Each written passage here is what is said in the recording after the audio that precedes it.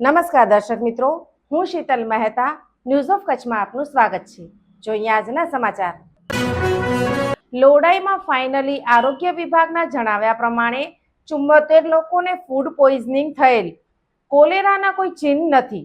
ભુજ તાલુકાના લોડાઈ ગામમાં તાજેતરમાં પાણીપુરી ખાવાથી મોટી સંખ્યામાં લોકોને થયેલી અસર બાદ હવે સ્થિતિ થાળે પડી રહી છે।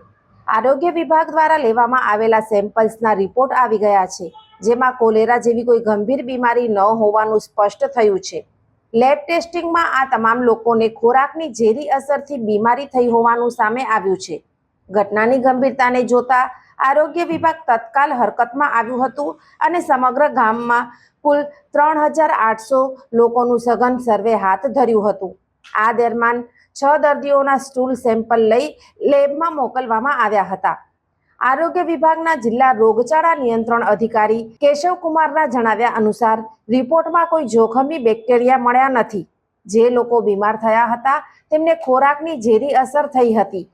આ ઘટનામાં પ્રથમ દિવસે 36, બીજા દિવસે 34 અને ત્રીજા દિવસે 4 કેસ નોંધાયા હતા। આશ્ચર્યની વાત એ છે કે જે પાણીપુરી ખાવાથી આ અસર થઈ હતી તે લારી ચલાવનાર પોતે અને તેમનો પરિવાર પણ બીમાર પડતા હોસ્પિટલમાં દાખલ થવું પડ્યું હતું। આરોગ્ય વિભાગે સ્પષ્ટતા કરી છે કે હાલ ગામમાં સ્થિતિ સંપૂર્ણપણે કાબૂમાં છે અને કોઈ નવા કેસ નોંધાઈ રહ્યા નથી।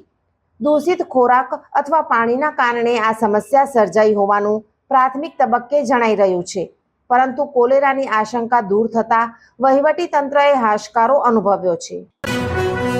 દર્શક મિત્રો, આજે તારીખ 25 એપ્રિલ 2026 આ હતા આજના સમાચાર। આવતીકાલે ફરી મળીશું, ત્યાં સુધી મને રજા આપશો। નમસ્કાર।